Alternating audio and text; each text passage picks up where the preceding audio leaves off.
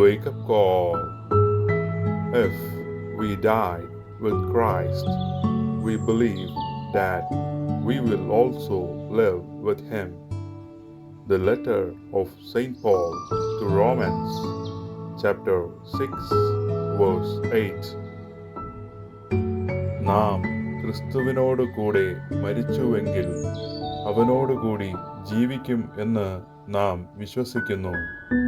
വിശുദ്ധ പൗലോസ് അപ്പോസ്തലൻ റോമാക്കാർക്ക് എഴുതിയ ലേഖനം അധ്യായം 6 വാക്യം 8. Good morning. ലൗദേത്തൂർ യേശുസ് ക്രിസ്തുസ്.